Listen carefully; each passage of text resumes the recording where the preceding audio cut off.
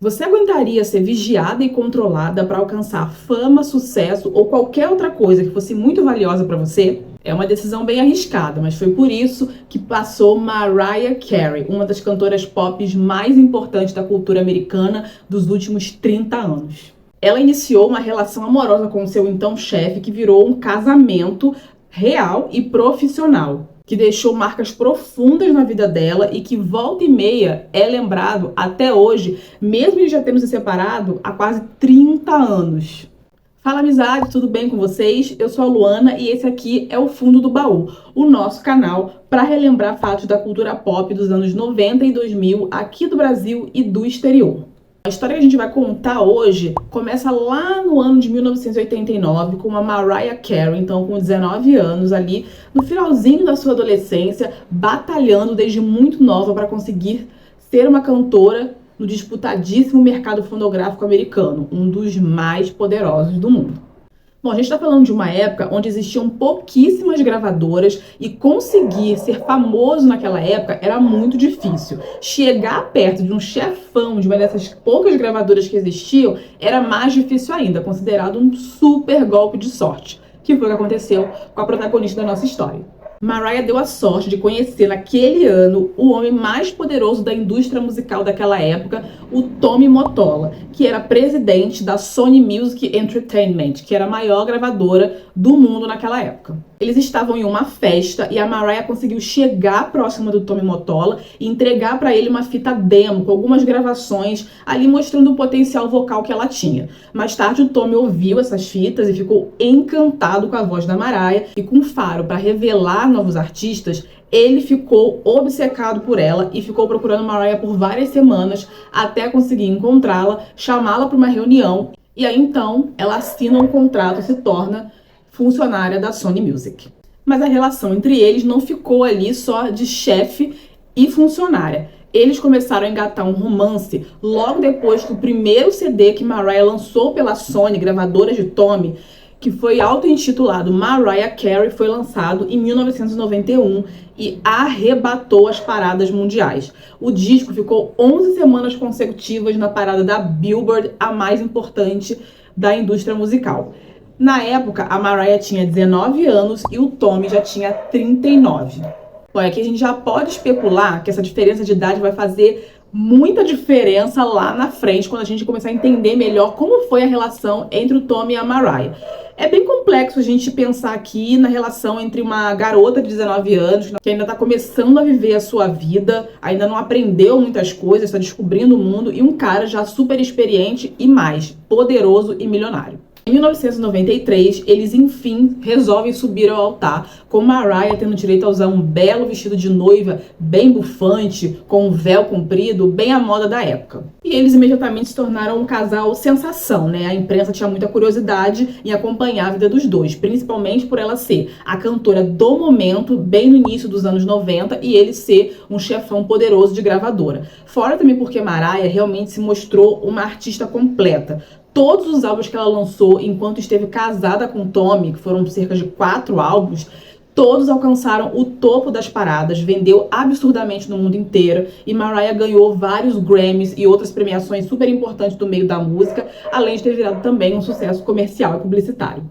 Bom, e tudo isso acontecia graças à mão de ferro com a qual Mottola dirigia e direcionava a carreira da Mariah. E além de muito investimento financeiro, existia também um autocontrole, assim, excessivo da parte do Tommy para com a vida da Mariah. Ele decidia aonde ela poderia ir, que tipo de roupa ela deveria ou não vestir. Ele tinha o hábito de censurar vários tipos de roupa que ela gostava de usar, e ela passou a ter que usar as roupas que ele aprovava e gostava.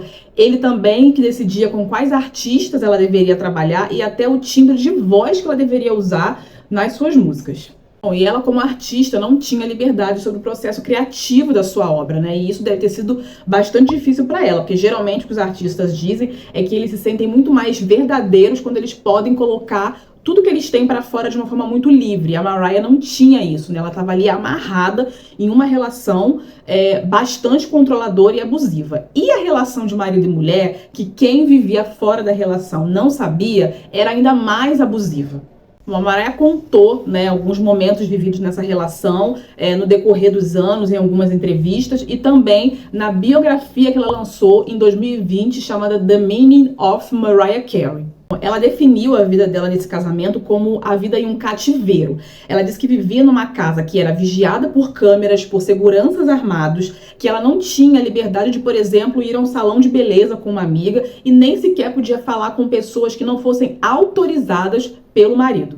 Para vocês terem uma noção do nível de loucura que era esse casamento, a Mariah disse que ela não tinha nem liberdade para levantar da cama de noite e ir pro banheiro sem, de repente, entrar pelos ouvidos dela a voz apavorante do marido que perguntava aonde ela estava indo e o que ela ia fazer. Gente, se isso não é loucura, relação abusiva, eu não sei que nome dá pra esse troço. Porque o cara vigiar a mulher até dentro de casa, pra ela ir ao banheiro, é surreal, né?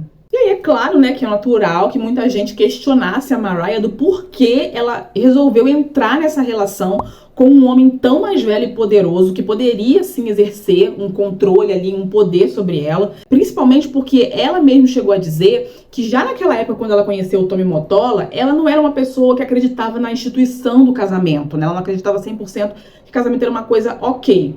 Só pra lembrar que se você gosta desse tipo de conteúdo, já segue o canal, porque toda semana tem novidade aqui, e ativa o sininho também, porque toda vez que entra um vídeo, você pode sempre se atualizar com as lembranças do passado. E aproveita também, deixa seu like aí no conteúdo, porque ajuda muito ao YouTube impulsionar mais esse vídeo com a sua interação. Bom, e tem uma passagem do livro da Mariah em que ela falou o seguinte sobre essa relação que viveu com o Tommy Mottola. Eu estava vivendo meu sonho, mas não podia sair de casa, solitária e presa. Fui mantida refém nesse relacionamento. Catividade e controle vem de muitas formas, mas o objetivo é sempre o mesmo: acabar com a determinação de quem está preso, aniquilar qualquer noção de valor próprio e apagar a memória que a pessoa tem de sua própria alma.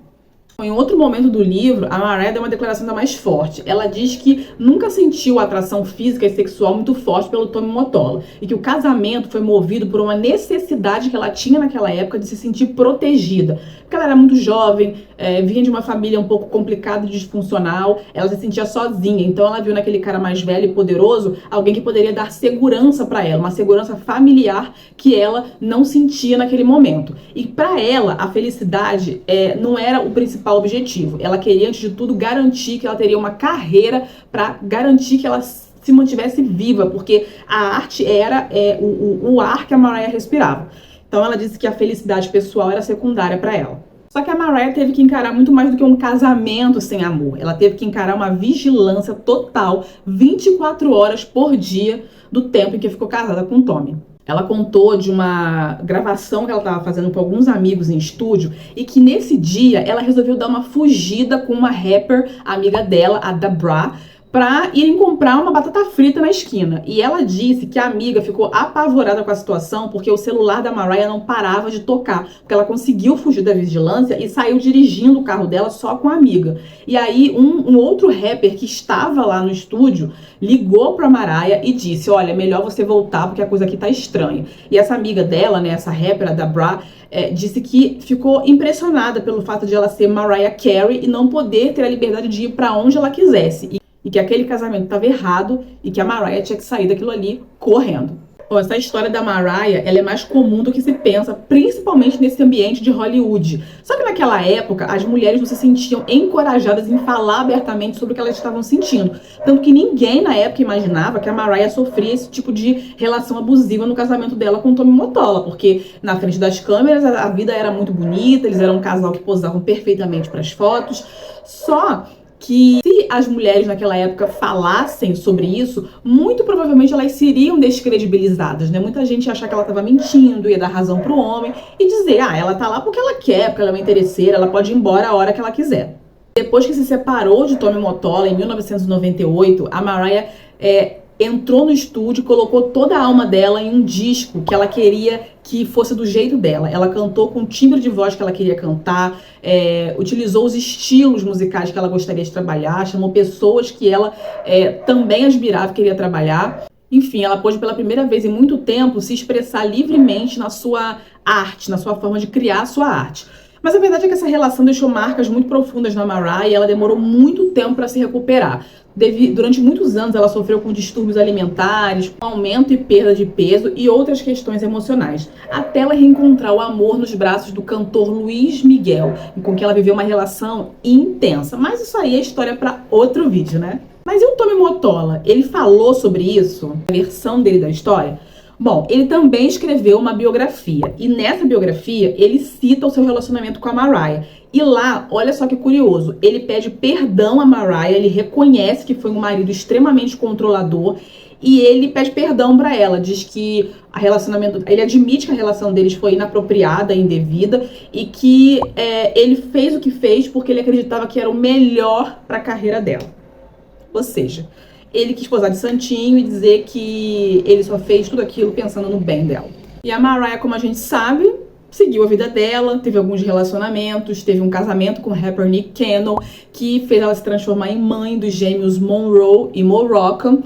E o Tommy Mottola, desde o ano 2000, é casado com a Thalia, né, a nossa ídola mexicana das novelas da trilogia das Marias. Agora, amizade, me conta aqui nos comentários se você lembrava dessa história da Mariah com o Tommy Mottola, se você conhecia nesse casamento dela, que eu acho que muita gente não conhece, mas no início dos anos 90 foi algo muito falado, né? E pelo fato dela, depois de ter saído dessa relação e contado essas questões emocionais de controle que ela passou por ele, até hoje em dia, quando se fala mais sobre relacionamentos abusivos, sempre se lembram dessa história da Mariah com o Tommy, né? Então me conta aqui se você conhecia, ou se você tem outras histórias da cultura pop que você lembra aí de relacionamentos abusivos, que foram complicados, porque recordar é viver.